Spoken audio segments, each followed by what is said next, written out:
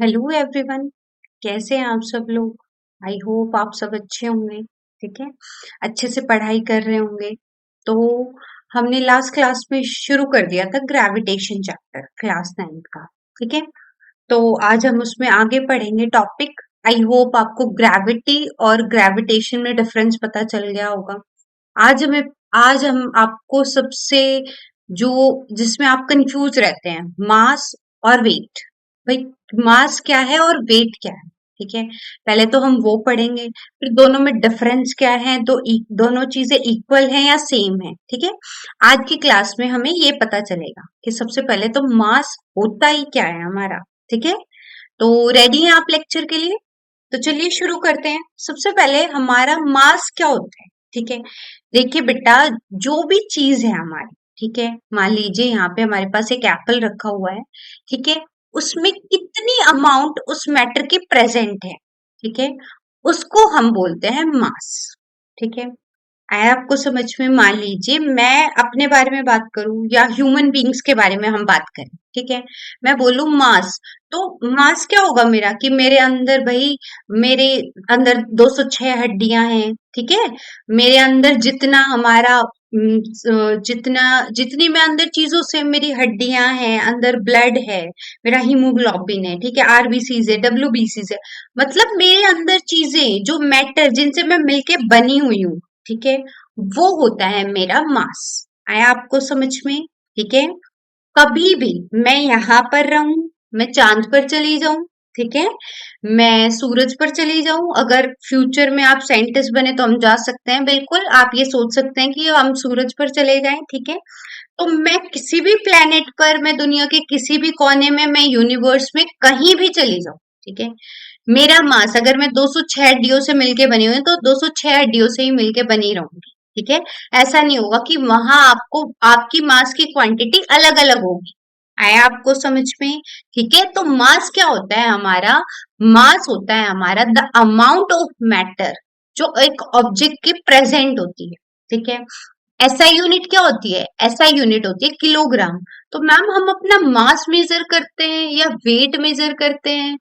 अगर मास मेजर करते हैं तो केजी में करना चाहिए, वेट करते हैं तो फिर वेट तो नहीं करते हम, मतलब हम बोलते वेट है तो हम मास मेजर करते हैं या वेट मेजर करते हैं? वो आपको कंफ्यूजन हुई ना? ठीक है, तो वही पढ़ने वाले हैं, आपको वही कंफ्यूजन दूर होगी आज आपकी। ठीक है, आपको समझ में आया भाई मास क्या है? कि मेरे अंदर टोटल मैं कितने मैटर से बनी हुई हूँ, ठीक है, वो होता है मेरा मास। आया समझ में? कोई भी चीज, कोई भी मैटर है, आपने क्लास 9th में पढ़ा होगा, कोई भी मैटर, मैटर क्या होते हैं? जो भी आप अपने आसपास चीजें देख रहे हो, ठीक है, जिनका मास हो और जो कोई स्पेस ऑक्यूपाई करे।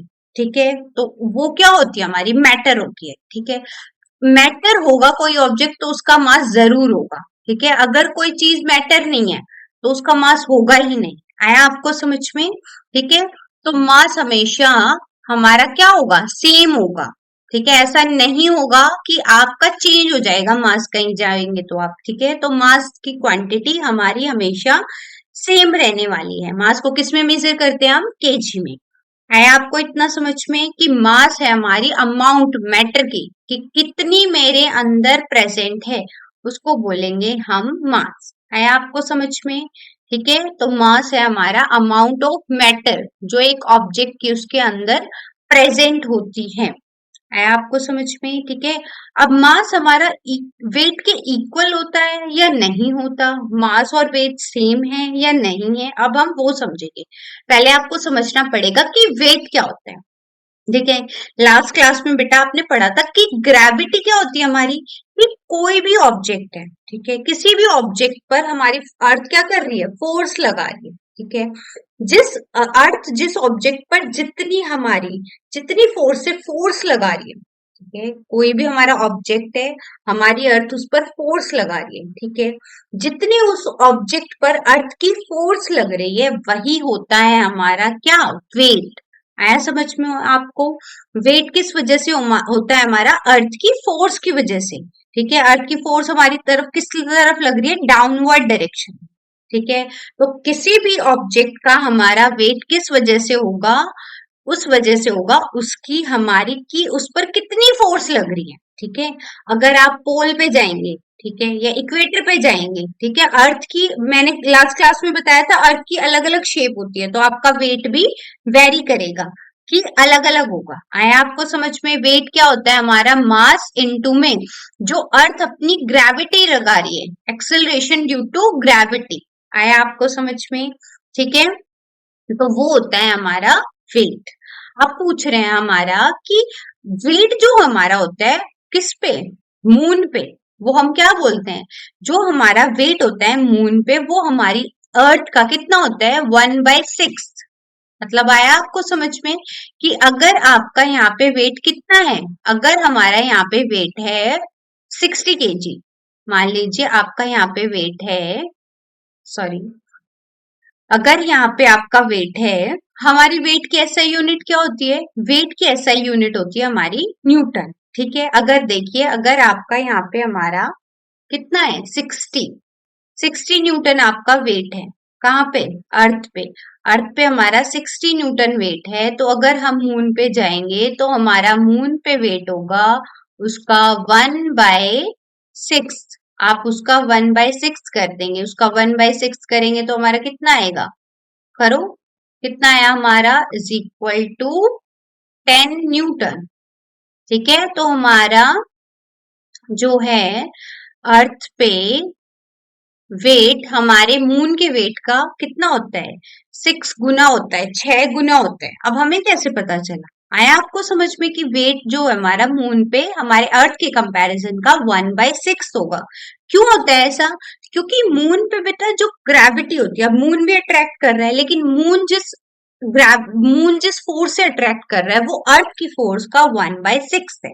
ठीक है, 1/6 हिस्सा है, इसीलिए हमारा वेट भी वहां जाके कितना हो जाता है? 1/6। देखिए यहाँ पे हमने कंपैरिजन किया है, कभी कभी आपके स्कूल में इसको आता है, कैलकुलेट करना आता है ये। ठीक है, वेट हम मून का रखेंगे अपॉन में वेट ऑफ अर्थ। ठीक है, यहाँ पे हमने रखा जी एम इंटू में एम अपॉन में आर स्क्वायर, यहाँ पे हम अर्थ का रखेंगे। ठीक है, पलट जाएगा हमारा, तो ये देखिए आप, हमारा अर्थ का आ गया हमारा 1/6। तो weight of object on the moon कितना होगा? 1/6 of weight of the earth. ठीक है, वैसे तो आपको डेरिवेशन भी आनी चाहिए, लेकिन अगर आपको डेरिवेशन याद नहीं, आपको नहीं आई है समझ में, तो आपको रिजल्ट जरूर आना चाहिए कि मून पे हमारा वेट 1/6 होता है। ठीक है, ये हमने फिर से की हुई है। ठीक है, कि weight on earth G, capital G M into में एम अपॉन में आर स्क्वायर, फिर मून पे क्या होगा? कैपिटल जी एम एम, ये है मास ऑफ मून, ये है मास ऑफ अर्थ, ये है रेडियस ऑफ अर्थ, ये है रेडियस ऑफ मून। अब हमने इन दोनों को डिवाइड किया। ठीक है, हमारी ये क्वांटिटी हमने यहाँ पे वैल्यू रख दी, जो हमारा मास होएगा अर्थ का वो मून के कंपैरिजन में कितना होता है? 100 गुना होता है हमारा, 100 टाइम्स होता है। ठीक है, और जो रेडियस होती है हमारे मून की, ठीक है, वो रेडियस जो होती है हमारी अर्थ की मून के कंपैरिजन में कितनी होती है? 4 टाइम्स होती है। ठीक है, तो ये आप देख रहे हैं। उसके बाद हमारा कितना हो गया? वेट 1/6 हो गया। ठीक है, तो आपका देखिए वेट, अगर आप अर्थ पे हैं, ठीक है, अगर आप मार्स पे हैं, अगर आप मून पे है, तो आपका वेट हमारा कितना वेरी कर रहा है। ठीक है, लेकिन हमारा मास क्या करेगा? हमारा मास सेम रहेगा हमारा। अगर आप मून पे हैं, अगर आप अर्थ पे, अगर आप मार्स पे, अगर आप स्पेस में हैं, तो आपका मास हमेशा सेम रहेगा। कितना? अगर आपका यहाँ पे 56 है तो वहां पे भी 56 ही रहेगा। ठीक है, तो आपको मास और वेट में डिफरेंस समझ आया होगा। ये देखिए, अगर आप मून पे, आपका मास कितना है? 50 kg, तो हमारा मार्स पे कितना होगा? 50 kg, जब और अर्थ पे कितना होगा? 50 kg। ठीक है, लेकिन हमारा वेट देखिए, वेट हमारा वेरी कर रहा है हमारा। आया आपको समझ में? ठीक है, तो मास और वेट में आपको डिफरेंस समझ आया कि मास हमारा क्या है? मास हमारा कांस्टेंट होता है, कहीं भी चेंज नहीं होता। वेट क्या होता है? वेरिएबल होता रहता है हमारा, चेंज होता रहता है। ठीक है, इसीलिए जो एस्ट्रोनॉट हमारे स्पेस में जाते हैं, ठीक है, ये देखा होगा आपने, एस्ट्रोनॉट स्पेस में जाते हैं तो वो वेटलेसनेस फील करते हैं, ठीक है, उनको भार नहीं लगता। कभी भी ये नहीं बोलेंगे मासलेसनेस फील करते हैं। भाई मास तो जितनी वो चीजों से बने हुए हैं, देखो दिख रहे हैं ना, मास तो दिख रहा है हमें। वेट उन्हें फील होना बंद हो जाता है। क्यों होता है वो हमारा? क्योंकि हम वहां पर अर्थ की ग्रेविटी नहीं है।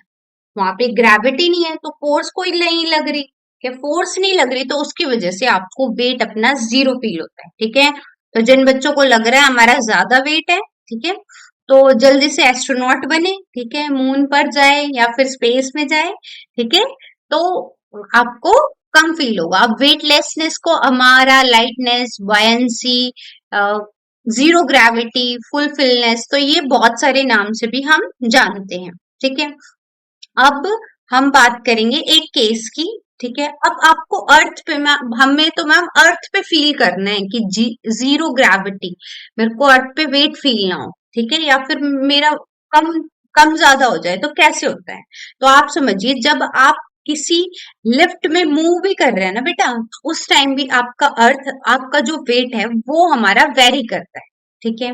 देखिए, जब आप हमारा, मान लीजिए आप हमारा क्या कर रहे हैं, अगर आप खड़े हुए हैं लिफ्ट में, ठीक है, तो हमारा नॉर्मल वेट, जितना वेट है आपका उतना ही आपको वेट फील होगा, ठीक है। अगर आप ऊपर की तरफ जा रहे हैं लिफ्ट में, ठीक है, तो जितना नॉर्मल वेट होगा उससे ज्यादा फील होता है हमें, ठीक है।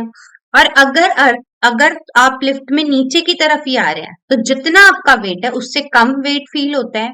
और मान लीजिए अनफॉर्चुनेटली आप जब ट्रैवल कर रहे हैं और जो आपकी लिफ्ट है वो ब्रेक डाउन हो जाए और वो एकदम हमारा नीचे मूव करने लगे, तो आपको जीरो वेट फील होगा उस केस में, ठीक है।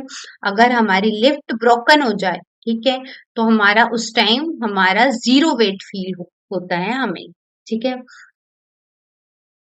यहाँ आपको दिख रहा होगा, तो इस कंडीशन को हम कहते हैं वेटलेसनेस, क्योंकि वहां पे फोर्स ऑफ एक्शन, क्योंकि फोर्स नहीं लग पा रही हमारी, ठीक है, इसीलिए उस केस में हमें क्या फील होता है? वेटलेसनेस फील होता है, ठीक है। आपने देखा होगा, तो अब आपको समझ आ गया, मास और वेट हमारी बिल्कुल डिफरेंट यूनिट है, ठीक है। कैसे वेरी करती हैं हमारी, वेट हमारा हर जगह वेरी करता है, लेकिन मास हमारा क्या रहता है? कांस्टेंट रहता है, ठीक है। तो आई होप आपको क्लास अच्छी लगी होंगी, ठीक है, और आप अपने स्कूल में अच्छे से पढ़ रहे होंगे, अच्छे से लेक्चर एंजॉय कर रहे होंगे, ठीक है, अपनी खूब सारी मेहनत कर रहे होंगे, ठीक है, और लाइफ में एंजॉय भी कर रहे होंगे, ठीक है। जो स्टूडेंट लाइफ होती है, जो अब आप आपका अब वाला फेज है, वो बहुत बेस्ट फेज है। तो आप पढ़ाई भी करें, आप इंजॉय भी करें, ठीक है।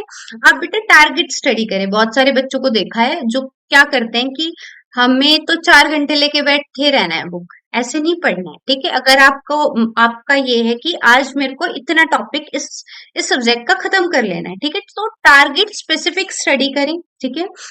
इससे आपकी देखिए प्रोडक्टिविटी इंक्रीज होगी, आपको और जो एक्टिविटीज करनी है उनके लिए भी आपको लाइफ में टाइम मिल पाएगा, ठीक है। वरना आप 4-4 5-5 घंटे ट्यूशन के बाद भी लेके बैठे रहते हैं, तो उसका कोई हल नहीं निकलने वाला, कोई प्रोडक्टिविटी नहीं मिलने वाली, ठीक है। तो स्मार्ट स्टडी करें, स्मार्ट तरीके से करें, और ऑल द बेस्ट, अपने एग्जाम अच्छे से दें, ठीक है, और ऐसे ही पढ़ते रहें, बढ़ते रहें। Thank you all.